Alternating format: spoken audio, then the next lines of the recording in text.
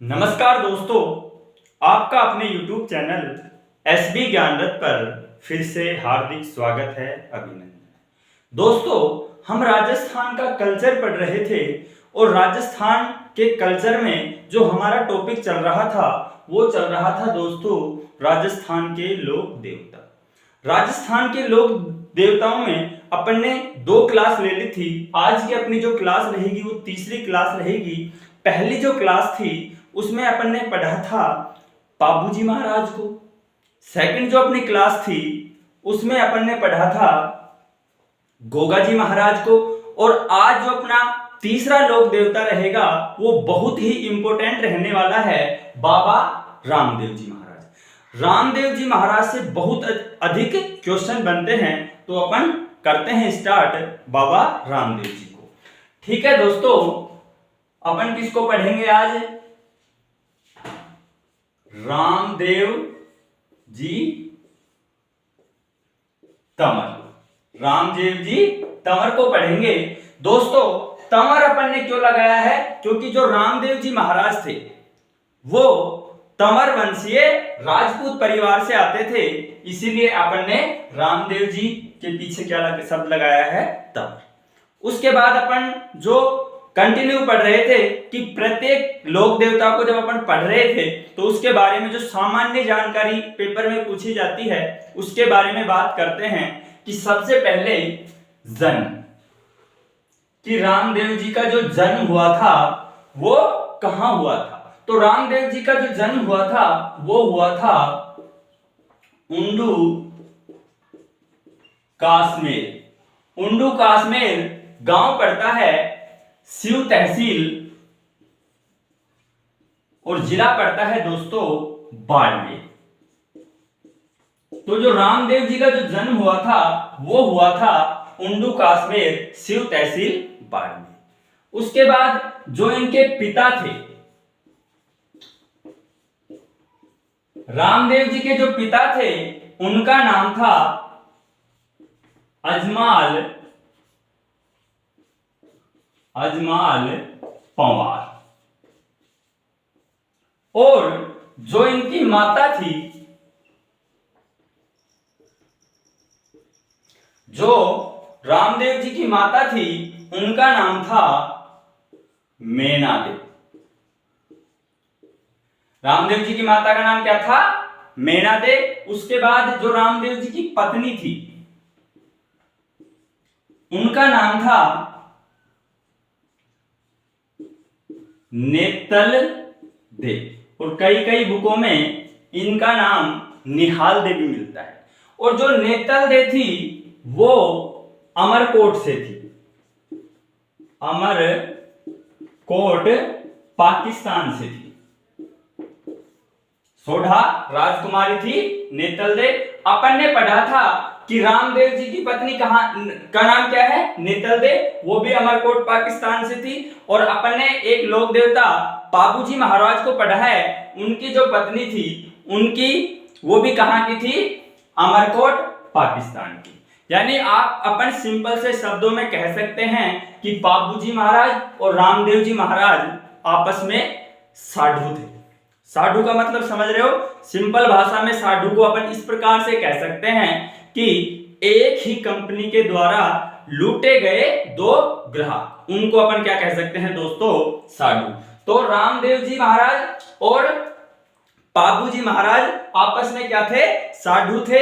क्योंकि रामदेव जी की शादी भी कहां हुई थी? अमरकोट पाकिस्तान में। और पाबूजी महाराज की भी शादी कहां हुई थी? अमरकोट पाकिस्तान में।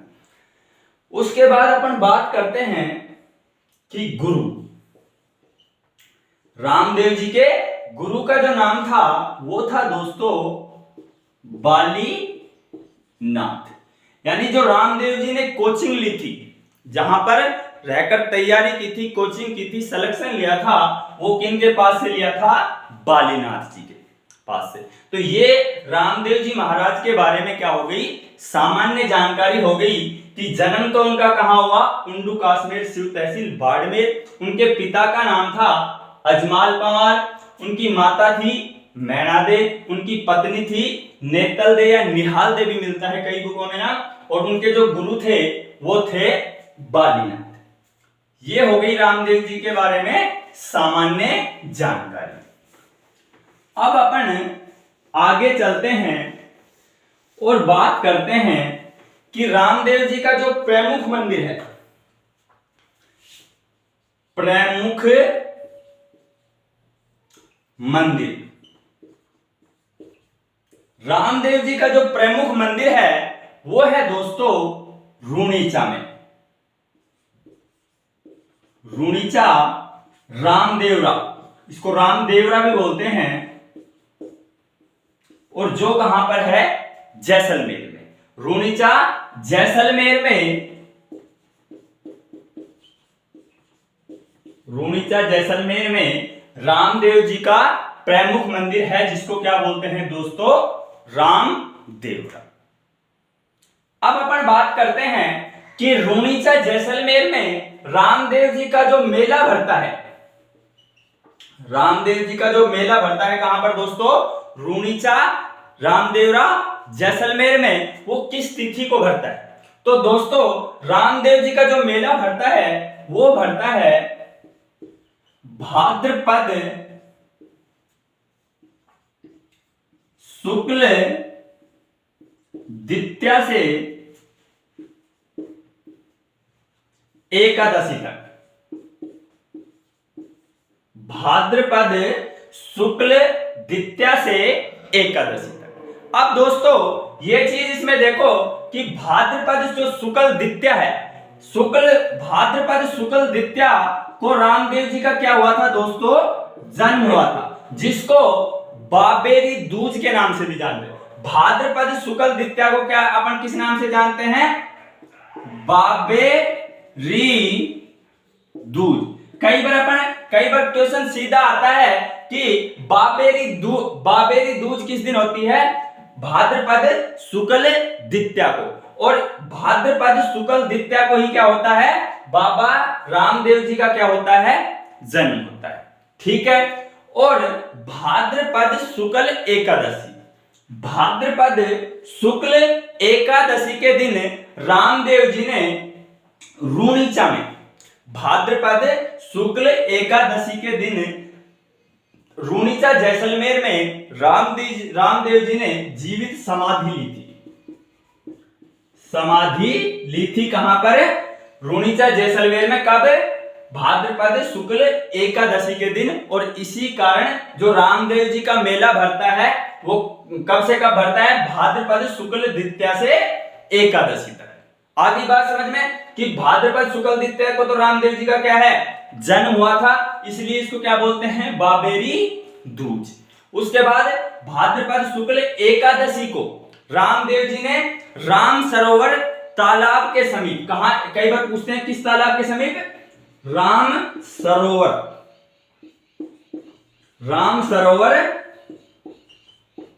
तालाब के समीप क्या ली थी, समाधि ली थी। कहां पर, रूणीचा में, जिसके कारण भाद्रपद शुक्ल द्वितीया से एकादशी तक रूणीचा में क्या भरता है, बहुत विशाल मेला भरता है। यहां तक की बात आशा करता हूं कि आपको अच्छे से समझ में आई होगी। दोस्तों जो रामदेव जी का मेला भरता है रूणीचा जैसलमेर में, वो सांप्रदायिक सद्भाव का सबसे बड़ा मेला है। यानी हिंदू, कई बार क्वेश्चन पूछते हैं कि सांप्रदायिक सद्भाव का सबसे बड़ा जो मेला भरता है वो कौन सा मेला है, रामदेव जी का मेला रूणीचा जैसलमेर में। तो क्या है, सांप्रदायिक सद्भाव का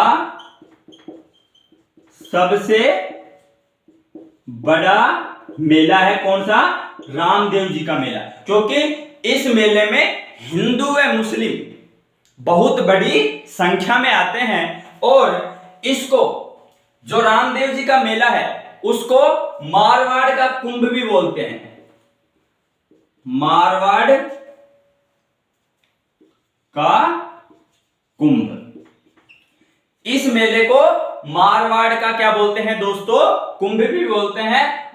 जो रामदेव जी का मेला है कब भरा जाता है? भाद्रपद शुक्ल द्वितीया से एकादशी तक। और इस मेले को क्या है, मारवाड़ का सबसे बड़ा मेला होने के कारण क्या है, इस मेले को क्या बोलते हैं? मारवाड़ का कुंभ। यहां तक की बात समझ में आई होगी।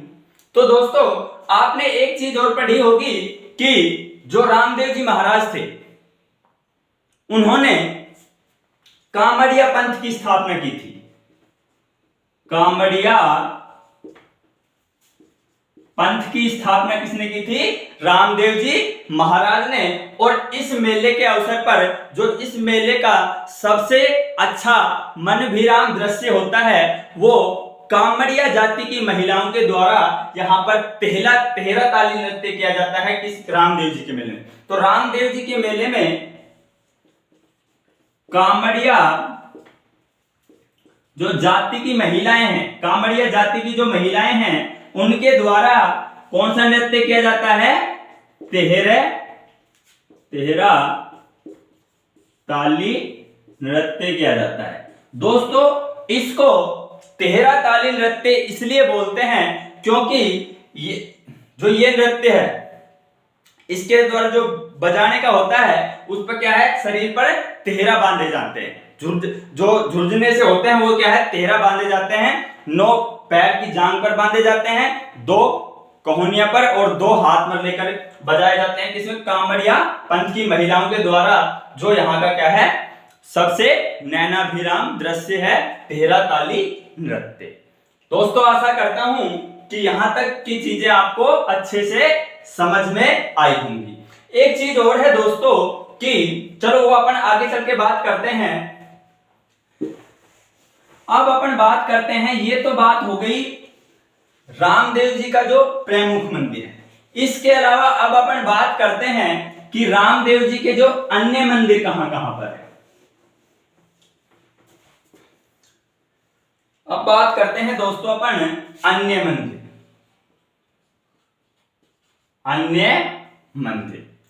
अन्य मंदिर में अपन सबसे पहले दोस्तों पढ़ते हैं, एक मंदिर पड़ता है बिराटिया। ये दोस्तों ये मंदिर बहुत बार पूछा जाता है।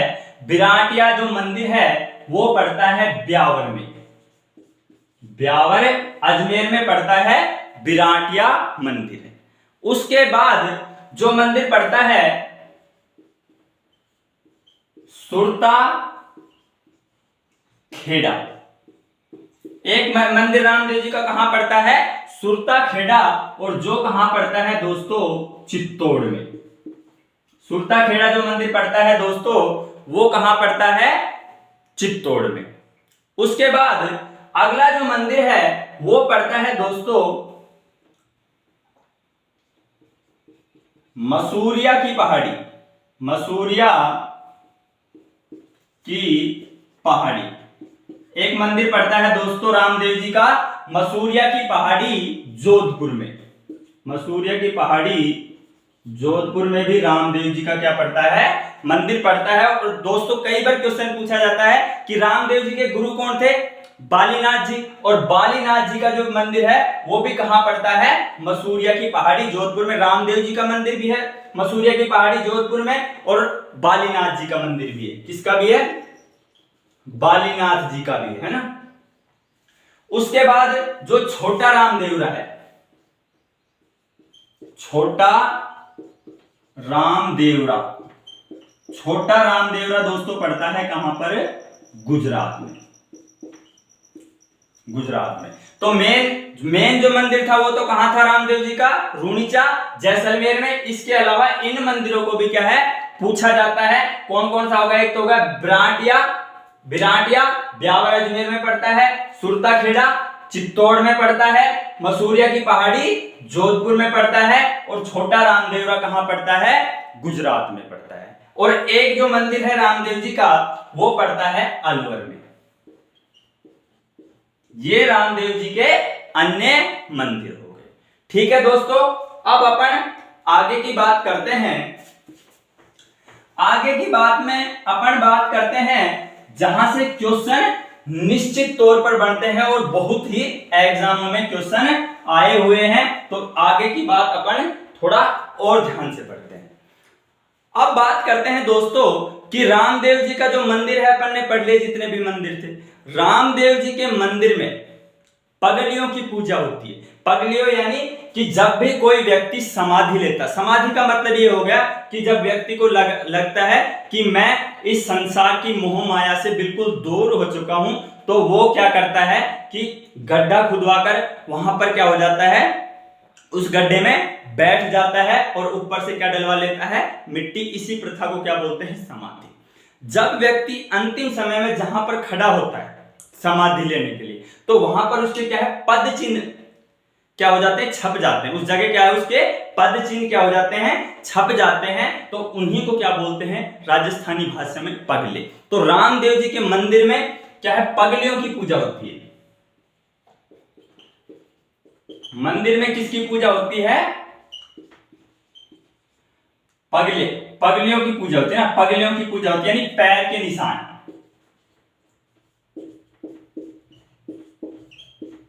पैर के निशानों की पूजा होती है रामदेव जी के मंदिर में। अब कई बार आरपीएससी सीधा क्वेश्चन पूछती है, उसके बारे में अपन बात करते हैं कि एक होता है रामदेव जी का जो रात्रि का जागरण होता है, जो रामदेव जी का रात्रि का जागरण होता है दोस्तों, उसको बोलते हैं जम्मा। ठीक है, सीधा क्वेश्चन पूछती है। उसके बाद जो रामदेव जी के भजन होते हैं, रामदेव जी के जो भजन होते हैं दोस्तों, उसको बोलते हैं ब्यावले। रामदेव जी के जो भजन होते हैं उनको क्या बोलते हैं दोस्तों, ब्यावले। रामदेव जी का जो झंडा होता है, रामदेव जी का जो झंडा होता है उसको कहते हैं दोस्तों नेजा। क्या कहते हैं, नेजा कहते हैं। और ये 5 रंग का होता है, 5 रंगा होता है ना। कैसा होता है, कितने रंगों का होता है, 5 रंगा होता है। किसका, रामदेव जी का जो झंडा। रामदेव जी के जो मेघवाल जाति के भक्त होते हैं, मेघवाल जाति के जो भक्त होते हैं रामदेव जी के जो मेघवाल जाति के भक्त होते हैं, उनको दोस्तों कहते हैं रिखिया। रामदेव जी के जो मेघवाल जाति के जो भक्त होते हैं उनको क्या कहते हैं दोस्तों, रिखिया। उसके बाद अपन बात करते हैं कि रामदेव जी जो चमत्कार करते हैं, रामदेव जी के द्वारा जो चमत्कार किए जाते हैं, रामदेव जी के द्वारा जो चमत्कार किए जाते हैं उनको कहते हैं दोस्तों पर्चा देना, पर्चा देना। तो ये बात हो गई दोस्तों कि रामदेव जी के मंदिर में किसकी पूजा होती है, रामदेव जी के पगलियों की यानी पैरों के निशान की। आरपीएससी यहां से सीधा क्वेश्चन पूछता है और हजारों बार क्वेश्चन आए हुए हैं, तो आप इनको अच्छे से ध्यान रखें। मंदिर में किसकी पूजा होती है, पगलियों की यानी पैरों के निशानों की। रामदेव जी का जो जागरण होता है, रात्रि जागरण होता है, उसको क्या बोलते हैं दोस्तों, अपन जम्मा बोलते हैं। क्या बोलते हैं, जम्मा। उसके बाद जो रामदेव जी के भजन होते हैं, रामदेव जी के जो भजन होते हैं उनको क्या बोलते हैं दोस्तों, ब्यावले। क्या बोलते हैं, ब्यावले बोलते हैं। रामदेव जी का जो झंडा होता है, रामदेव जी का जो झंडा होता है, जो रामदेव जी के मंदिर पर लगाया जाता है, वो पचरंगी होता है और उसको क्या कहा जाता है दोस्तों, नेजा। सीधा क्वेश्चन पूछा जाता है कि रामदेव जी के झंडे को क्या कहा जाता है, या रामदेव जी की पताका को क्या कहा जाता है, उसको क्या कहा जाता है, नेजा। ठीक है, 5 रंग की होती है। उसके बाद पूछा जाता है कि मेघवाल जाति, रामदेव जी के जो मेघवाल जाति के जो भक्त होते हैं, रामदेव जी के जो मेघवाल जाति के जो भक्त होते हैं उनको क्या कहते हैं, रिखिया। क्या कहते हैं, रिखिया। उसके बाद जो रामदेव जी के द्वारा जो चमत्कार किए जाते हैं, रामदेव जी के द्वारा क्या है, जो चमत्कार किए जाते हैं उनको क्या कहते हैं, पर्चा देना। पर्चा देना से सामान्य अर्थ अपन इस प्रकार से लगा सकते हैं कि देवीय शक्ति द्वारा किसी काम का होना या करवाया जाना ही क्या कहलाता है, पर्चा देना। क्या कहलाता है कि देवीय शक्ति के द्वारा किसी काम का होना या उसके द्वारा करवाया जाना को क्या कहते हैं अपन, पर्चा देना। यहां तक की बात आशा करता हूं कि आपको अच्छे से समझ में आई हो। अब अपन बात करते हैं दोस्तों कि रामदेव जी को पीरों का पीर कहा जाता है। पीरों का का पीर। रामदेव जी को दोस्तों पीरों का पीर कहा जाता है। ये शब्द किसने दिया, हजारों बार पूछा जाता है कि रामदेव जी को पीरों का पीर किसने कहा। तो दोस्तों जब रामदेव जी अपने क्षेत्र में जन कल्याण कार्य कर रहे थे तो जो मक्का से जो पीर आए थे उन्होंने रामदेव जी के बारे में सुना कि रामदेव जी अंधों की आंखें सही कर रहे हैं, उनका बहरापन ठीक कर रहे हैं, उनको अच्छी तरीके ज्ञान दे रहे हैं, या एक प्रकार से मानव कल्याण कार्य कर रहे हैं। और क्या किसके द्वारा कर रहे हैं, पर्चा दे रहे हैं, यानी चमत्कार कर रहे हैं। तो वो जो 5 पीर मक्का से आए थे उन्होंने क्या है, रामदेव जी के आजमाना देखा कि हम भी आपका चमत्कार देखना चाहते हैं। और वो रामदेव जी के पास गए और उन्होंने बताया कि ऐसे ऐसे हम मक्का से आए हैं और आज रात्रि आपके यहाँ विश्राम करना चाहते हैं। तो रामदेव जी ने कहा कि अतिथि देवो भव, आप हमारे मेहमान हो, आप बिल्कुल देवता के समान हो, आप हमारे यहाँ बिल्कुल विराजमान हुए। तो जो मक्का से जो पीर आए थे, जब शाम को खाने का समय हुआ, 500 पीर बैठ गए और रामदेव जी उन्हें खाना परोसने लगे। तो मक्का से जो पीर आए थे उन्होंने कहा कि हमने कसम खाई हुई है कि जिन बर्तनों में खाना हम मक्का में खाया करते थे हम उन्हीं बर्तनों में खाना खाएंगे, अन्यथा हम आपके यहाँ भोजन नहीं करेंगे। अब समस्या ये थी कि रामदेव जी जैसलमेर में और बर्तन उनके कहाँ थे, मक्का में। तो रामदेव जी ने भी कहा कि अगर आपने कसम खाई हुई है कि आप उन्हीं बर्तनों में खाना खाओगे, तो कसम मैंने भी खाई हुई है कि जो रिश्तेदार है या आगंतुक है उनको भोजन खिलाना मेरा कर्तव्य है। मैंने भी कसम खाई हुई है कि जो मेरे घर पर आएगा मैं उसको खाना खिलाऊंगा। तो उन्होंने कहा कि आप 2 मिनट के लिए क्या है, आंखें बंद कर लीजिए। और जैसे ही पीरों ने आंखें बंद की तो मक्का वाले बर्तन उनके जस्ट सामने रखे हुए थे। इस अचंभे को देखकर जो मक्का से 5 पीर आए थे उन्होंने कहा कि हम तो केवल रामदेव जी पीर हैं और आप तो क्या है, पीरों के पीर हैं। क्या है, पीरों के पीर हैं। ये शब्द आशा करता हूं कि पीर शब्द सुनकर आप हैरान नहीं हो रहे होंगे। जिस दिन अपन ने पहली क्लास ली थी अपनी लोक देवता की, उसमें अपन पहले ही बता चुके थे कि पीर उन लोक देवताओं को कहेंगे जिनको क्या है, हिंदू भी माने और मुसलमान। वे सभी लोक देवता जिनको हिंदू व मुसलमान जिनकी आराधना करते हो, पूजा करते हो, उनको क्या कहेंगे अपन, पीर। आगे बात समझ में, ठीक है। उसके बाद अपन बात करते हैं तो रामदेव जी को क्या कहा गया, पीरों का पीर। अब आगे चलते हैं। एक रामदेव जी की एक भक्त हुई है डालीबाई। डालीबाई ये क्या है, रामदेव जी की धर्म बहन थी। रामदेव जी की धर्म बहन थी। डालीबाई रामदेव जी की धर्म बहन थी। और रामदेव जी ने समाधि कब ली थी, भाद्रपद शुक्ल एकादशी को। और इनसे एक दिन पहले समाधि ली थी किसने, डालीबाई ने। और कब ली थी, कई बार पूछा जाता है, तो कब ली थी, भाद्रपद शुक्ल दशमी को। कब ली थी, शुक्ल दशमी को। यानी रामदेव जी से एक दिन पहले ही समाधि किसने ली थी, डालीबाई ने, जो क्या है, मेघवाल जाति की भक्त थी किसकी, रामदेव जी की। और वहीं पर क्या है, डालीबाई का क्या बना हुआ है, मंदिर बना हुआ है।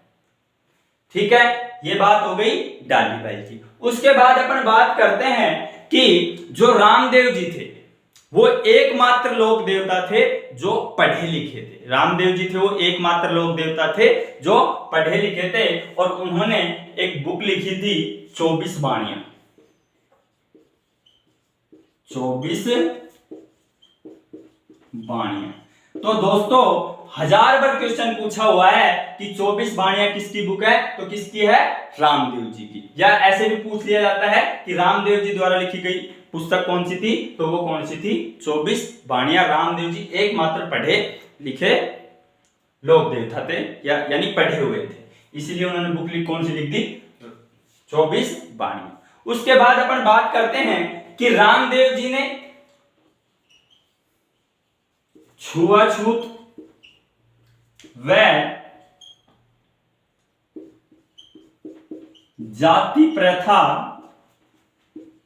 का क्या किया, विरोध किया। रामदेव जी ने छुआछूत व जाति प्रथा का क्या किया दोस्तों, विरोध किया, क्योंकि ये पढ़े लिखे थे और इन्होंने क्या है, छुआछूत व जाति प्रथा जैसी कुप्रथाओं का क्या किया दोस्तों, विरोध किया। उसके बाद अपन बात करते हैं कि रामदेव जी के क्षेत्र में एक भैरव नाम का सेठ रहता था। क्या नाम था, भैरव नाम का क्या रहता था, सेठ रहता था, जो लोगों से मनमाने ब्याज वसूल किया करता था। वो क्या है, मूल दिया, पैसे दिया करता था और मनमाने क्या है, वहां से क्या है, उन लोगों से क्या, किसानों से, मजदूरों से मनमाने क्या है, ब्याज वसूल किया करता था। अब वर्तमान समय में इसका नाम भैरव सेठ ने मिलकर लिखकर किताबों में क्या मिलता है, भैरव राक्षस मिलता है। यानी जो लोग क्या, जो व्यक्ति लोगों को क्या है, लोगों से राक्षसों जैसा बर्ताव करे, उसका नाम क्या कर दिया गया है वर्तमान समय में, राक्षस, भैरव राक्षस। तो क्या है, रामदेव जी ने जो जैसलमेर क्षेत्र के, पोखरण क्षेत्र के जो लोग थे, उनको, उनसे क्या है, भैरव राक्षस से क्या दिलाई थी, वहां से भगाकर क्या दिलाई थी, उन लोगों को से क्या दिलाई थी, मुक्ति दिलाई थी। तो यहां तक ये चीजें आशा करता हूं कि आपको अच्छे से समझ में आई होगी।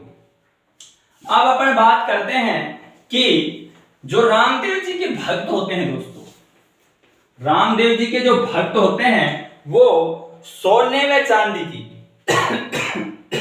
रामदेव जी के जो भक्त होते हैं वो सोने व चांदी के जो पत्रे होते हैं, सोने व चांदी के, सोने व चांदी के पत्रे पर उनकी मूर्ति खुदवाकर, सोने व चांदी के पत्रे पर उनकी